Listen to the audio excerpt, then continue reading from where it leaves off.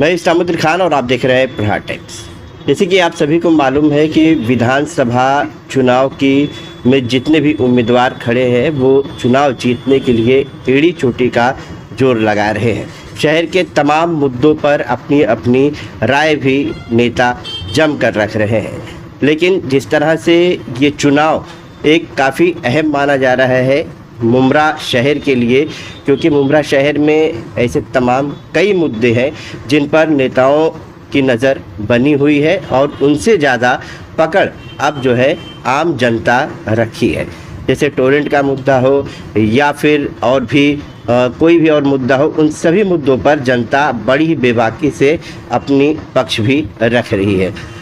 Ashwin madam हमारे साथ है जो एनसीपी अजीत पवार गुट से हैं, इनसे बात करेंगे हम, क्योंकि उम्मीदवार जो नजीब मुल्ला है वो बड़े तौर पर ये दावा कर रहे हैं कि अगर वो चुनाव जीत कर आए तो टोरेंट से जो है लोगों को राहत मिलेगी, यानी कहना है 6 महीना या 1 साल में वो टोरेंट को यहाँ से हटाएंगे।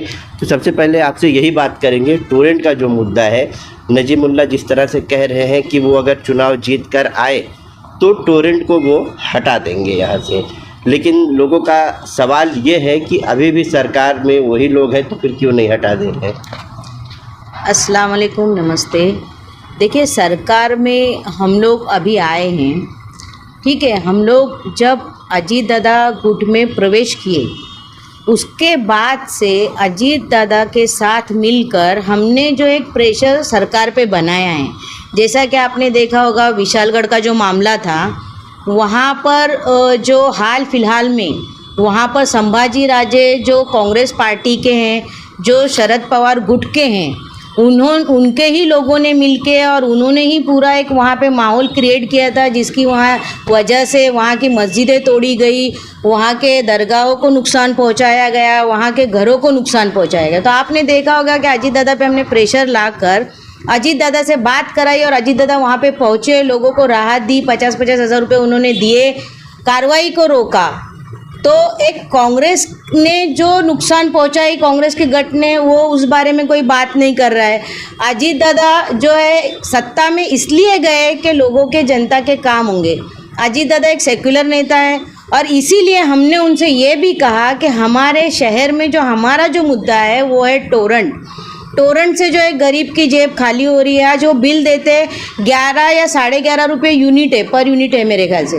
तो हमने उनसे कहा है कि जब तक आप टोरेंट हटाते नहीं हो, कम से कम इसका यूनिट का पैसा कम किया जाए, 3.5-4 रुपये रखा जाए। उन्होंने इस बात को भी एग्री किया और हमको तो टोरेंट पहले चाहिए ही नहीं। अजीत दादा ने सबसे पहला तो हमसे ये सवाल किया कि मैंने तो जो 100 करोड़ रुपया मुमरा को दिया था उससे भी ज़्यादा का बजट दिया है, 2 से 3 मरतबा मैंने बजट दिया था, तो इसका आप लोगों ने क्या इस्तेमाल किया?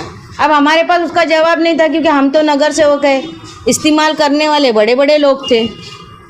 अब छोड़ो, उन सब बातों पे बहस करके कोई मतलब ही नहीं है। हमारा मुद्दा सिर्फ ये है कि हमको टोरेंट नहीं चाहिए करके, जिस पे हमने अजीत दादा से कहा है और उन पे एक प्रेशर भी बनाया है। तो अजीत दादा ने हमको आश्वासन दिया है कि जैसे ही अगर तुम नजीब मुल्ला को जिता के लाते हो तो मैं कुछ ही वक्त में उनके, अगर कुछ भी उनके एग्रीमेंट में अगर फॉल्ट है तो मैं उनको हटाने की कोशिश करूँगा, और अगर नहीं भी हटा पाया तो मैं टोरेंट का जो अभी रेट है 11.5 रुपये का, उसको भी कम कराऊंगा।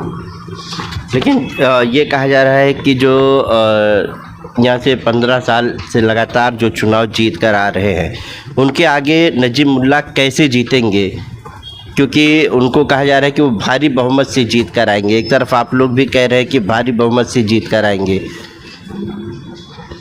देखिए, राजन विचारे के बारे में भी लोगों का यही ख्याल था, वहाँ पे भी तो मस्के साहब चुनकर आए या नहीं आए। इसी तरीके से कपिल पाटिल के बारे में भी लोगों का ख्याल था। लोग जब बदलाव चाहते हैं ना, तो ये तुम्हारे या हमारे हाथ में नहीं रहता, ये जनता के हाथ में रहता है। एक वक्त था कि मोदी कितना अहंकार से बात करता था, लेकिन कहीं ना कहीं आज मुसलमानों को लेके बात कर रहा है ना वो। तो सेक्युलर पार्टी जब सत्ता में साथ में रहेगी और उस पर प्रेशर बनाने वाला अजीत पवार जैसा अगर आदमी रहेगा, तो फिर उसमें तो जाहिर सी बात है उसके बात में नमी आएगी। क्योंकि नीतीश राणे जो इतना आग उगल रहा था, तो उसकी आवाज़ को कौन दबाया? अजीत दादा ने ही भरी सभा में बोले, उसके फादर जो है नारायण राणे से बात किए, आपने देखा होगा नारायण राणे साहब का भी स्टेटमेंट आया उसके बाद में। तो ये सब चीज़ें भी तो मायने रखती है ना। और जो बात इन्होंने बार बार कही है सत्ता वाली बात, तो क्या सत्ता आवाड़ सबके पास नहीं थी क्या? 2.5 साल उद्धव ठाकरे जो बाबरी मस्जिद जिसने शहीद किया था, तो क्या 2.5 साल आवाड़ साहब उसके साथ सत्ते में नहीं थे? 1.5 साल गृह निर्माण मंत्री, वो क्या हेल्थ मिनिस्टर थे।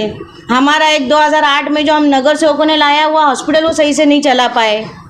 आज वो गृह एक पानी का बहुत बड़ा मुद्दा चल रहा है। ऐसा जो है पल्लवी शिवा जगताप जो एनसीपी शरद पवार गुट में है, वो पानी पुरोठा विभाग पे गई थी। उनका ऐसा आरोप है कि मुंब्रा शहर में पीने का जो पानी है वो ऊपर लेवल से रोका जा रहा है कि प्रेशर में पानी ना दिया जाए, कम दिया जाए।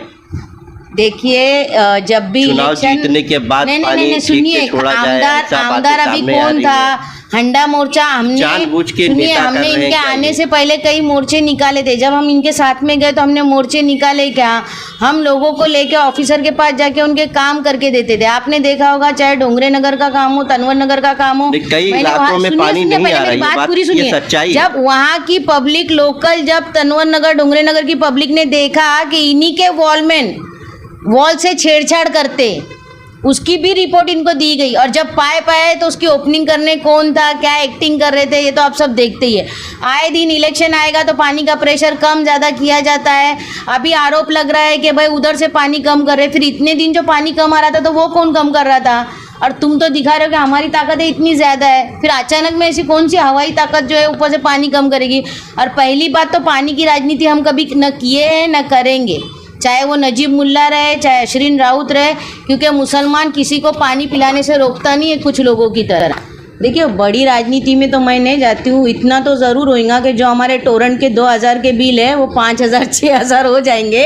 और जो भी खर्चा हो रहा है, अभी किसी बिल्डिंग को 8 लाख दिए जा रहे हैं तो किसी कार्यकर्ता को 5 लाख दिए जा रहे हैं तो किसी को 2, तो ये लाखों का जो खेल हो रहा है 15 साल के बाद भी, तो ये कहीं ना कहीं हमारे जेब से ही निकाला जाएगा जिस तरीके से इतने सालों में हुआ है। और दूसरी चीज़ ये है कि ये लोग, अभी मेरे को ये बताओ, इतने कैंडिडेट है, सिर्फ एक नजीब मुल्ला की बुराई करते हैं और बोलते हैं कि हम बीजेपी के।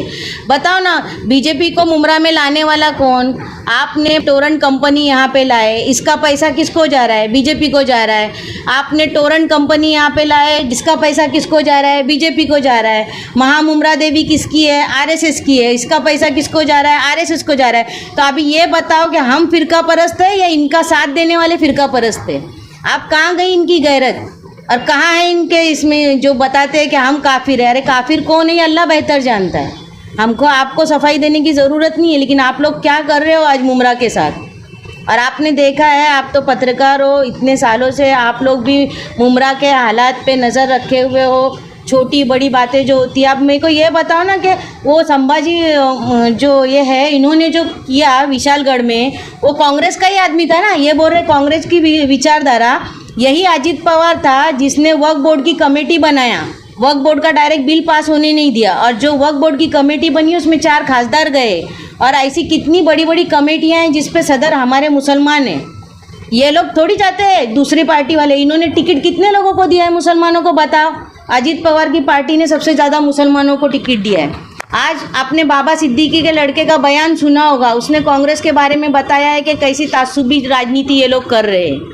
आज मेरे को बताओ ना, कांग्रेस के नेता लोग कहाँ थे जब वक्फ बोर्ड का बिल पास हो रहा था? सब भाग गए थे। और इनकी जो गिनती है ना 1 लाख की, वैशाली दरेकर को इन्होंने बोले मुमरा ने वोट दिया था, उस वक्त सारी पार्टियां एक हो गई थी, हमारे मौलाना मुफ्ती सब एक हो गए थे। आज उनकी भी आंखें खुल गई है कि मुसलमानों के साथ क्या हो रहा है करके। खाली मुसलमानों को गुमराह किया जाता है, ये किया जाता है। क्यों? मुसलमानों की सदारत इनको पसंद नहीं है।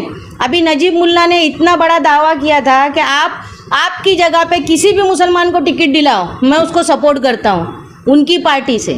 क्यों नहीं दिए? फिर उन्होंने दे देते हो। और उन्हीं का ये था ना कि भाई बूढ़ों को घर पे बिठाओ, जवानों को आगे लाओ। तो ये भी तो तुम्हारा ही था जवान, तो क्यों नहीं आगे ला रहे उसको? ऐसी क्या चीज़ है मेरे को बताओ ना। आज तुमको हमने 15 साल दिए, और उन 15 सालों में ऐसा नहीं है कि आपकी सत्ता नहीं थी। आप लोग जो बोलते हो सत्ता में लाओ, सत्ता में लाओ, सत्ता में थे नहीं है, बताओ मेरे को। नजीमुल्ला को आप लोग किस तरह से जिताएंगे, कितना लीड लाएंगे? क्योंकि ये भी देखा जा रहा है कि जो नजीमुल्ला के कार्यकर्ता है वो कहीं ना कहीं बहुत स्लो है, देखिए एक्टिव बहुत कम है। कैसा है ना कि वो जो देखो एक डायलॉग है कि देश में मोदी और यहाँ पे आवाज साहब, ऐसा एक वो कुछ तो बनाया हुआ है मेरे ख्याल से, वो कौन से पार्टी ने बनाई ये पता नहीं वो स्लोगन। उसी तरीके से, क्योंकि ये इनको सिर्फ मीडिया पसंद, ये मीडिया में 4 जगह जाएंगे, हुलाहुल करेंगे, वहीं पे बोलेंगे कि भाई हम लाख वोट से जीत रहे, हम 10 लाख वोट से जीत रहे। भाई हम बहुत छोटे हैं, हमारी जितनी ताकत है इंशाअल्लाह अगर अल्लाह ने चाहा तो जीत हमारी होगी, चाहे वो कैसे भी। और आपने देखा होगा कलवा में हिंदू लोग भी नजीब मुल्ला को सपोर्ट कर रहे हैं, उसके समर्थन में नीचे उतर रहे हैं। कलवा में कितना लगभग आपको वोट मिलेगा, क्या अंदाजा आपको लग रहा है? देखिए कलवा में भी मुझे अंदाज़ा है कि 60% वोट तो नजीब भाई को आएगा ही आएगा इंशाअल्लाह ताला, क्योंकि जिस ताकत से आज वहाँ पे काम हो रहा है, कर रहा है, वहाँ के लोग भी बहुत से लोग नाराज़ है। आपने देखा होगा रैली के दौरान ही एक कलवा की लेडीज़ थी, उसका मैं अगर वीडियो अगर मिला तो मैं दूंगी, क्योंकि वहाँ पे 2-4 पत्रकार भी खड़े थे, मैंने उनको मना भी किया था कि वीडियो मत निकालो करके। वो इस तरीके से बात कर रहे थे, उनको जो तकलीफ़ थी, उनको कलवा में जो परेशानियाँ थी, तो वो उस पर भी मतलब वो लेडीज़ भी बात कर रही थी, लोग भी परेशान हैं। ऐसा नहीं है कि सिर्फ मुमरा में ही ये सब दिख रहा है, क्योंकि टोरेंट जैसा मुद्दा मुमरा में है। और मुझे बोला ना हर चीज़ को प्राइवेट करने की ज़रूरत क्या है? जब ये हेल्थ मिनिस्टर थे तभी वो हॉस्पिटल शुरू नहीं कर पाए। नजीब मुल्ला ने 6 महीना पहले से जो प्रोसीजर किया, उसने न्यूज़ दिया। मुद्दा जो है वो टोरेंट है। अरे टोरेंट ही रहेगा ना भाई। आप बोलो ना, एक गरीब बर्तन धोने वाली औरत जिसका कोई अगर सहारा नहीं है तो वो लाइट का बिल भरेगी, घर का भाड़ा भरेगी कि बच्चों को संभालेगी? आज हमारे पास ऐसे लोग रोने आते हैं ना कि हमारे को बड़ी बड़ी ऑफरें नहीं है क्या? आज हम भी चाहे तो ले भी के आराम से घर में, हमको धमकियां भी आती हैं, हमको ऑफर भी। पहले उन्होंने प्यार से करके देखे, अब धमका के भी देख रहे कि भाई देखो अगर हम जीते तो ऐसा करेंगे। भाई हमारी तकदीर में जो, देखो अभी भी मौका है, फर्स्ट एंड लास्ट चांस है, तो इस चांस को आप हाथ से मत गलाओ। इस बार आप नजीब मुल्ला को घड़ी के निशान पे वोट दे के ज़्यादा से ज़्यादा वोटों से चुना के ले लो, बस यही मेरी अपील है। या फिर लाइट के बिल से और दूसरी भी चीज़ों से रोते रहो, और कब्रिस्तान की जो हालत है, दीगर भी जो हालात है, कब्रिस्तान का भी कल विधायक जितेंद्र दवाड़ ने 7-12 पेपर दिखाया है। अब मैं इसमें क्या बोलूँ? आप लोग ने कितने बार सवाल किए थे 7 बार का? हमारा सैफ पठान कितने दिन तक वो हड़ताल पे बैठा था? कल दिखाए उन्होंने कल। हाँ तो फिर इतने दिन में जब बेचारा हड़ताल पे बैठा था तब क्यों नहीं? और उस वक्त में भी क्यों महापालिका के अधिकारी सच नहीं बोल पाए? वजह क्या थी? कैसा है, आज कोई भी 7 बार मैं दिखाऊं, इसकी माहिती लेने तक करने तक इलेक्शन निकल जाता है। भाई चॉकलेट, लॉलीपॉप, ऐसे बहुत सारी चीज़ें आती है, तो आप अपनी आंखें खोलिए, लाइट के बिल से बचिए और टोरेंट भगाओ, इनको भगाओ। ये लोग बार बार बीजेपी से डराते रहते हैं, समझ में नहीं आता है मुद्दों और विकास की बात क्यों नहीं करते। पहले भी इन्होंने लाडली बहन योजना आई थी तो लोगों को रोका था कि फॉर्म मत भरिए, बाद में आपने देखा होगा कि इन्हीं के फ़ोटो लग के बैनर पे लोगों के फॉर्म भरे गए। और इन्होंने एक बात ये भी कही थी कि मुसलमानों को जो है ये फ़ायदा नहीं मिलेगा करके। इसके बाद में इन्होंने इसका अपोज भी किया था लाडली बहन योजना का, कि ये योजना बंद होनी चाहिए। लेकिन अल्लाह का एहसान है कि हमारी गरीब बहनों को, चाहे मिडिल क्लास हो चाहे इनको सबको 7,500 रुपये आज इनके अकाउंट में आया है। और मैं ये भी बात का दावा करती हूँ इंशाअल्लाह ताला आगे भी ये योजना कायम रहेगी। तो इसके लिए ज़रा अभी भी अपनी आंखें खोलिए और बहकाने वालों के साथ में मत जाइए। शुक्रिया। नजीब मुल्ला को कलवा मुमरा विधानसभा से भारी बहुमत से जिताने के बाद टीम नजीब मुल्ला की तरफ से कहा जा रहा है, और इनका अहम मुद्दा इस चुनाव में टोरेंट पावर है। कहा जा रहा है कि नजीब मुल्ला अगर चुनाव जीतते हैं तो टोरेंट पावर को हटाएंगे या फिर जो बिजली की दरें हैं वो कम कराई जाएगी। इस तरह की बातें नजीब मुल्ला और नजीब मुल्ला की टीम की तरफ से कही जा रही है।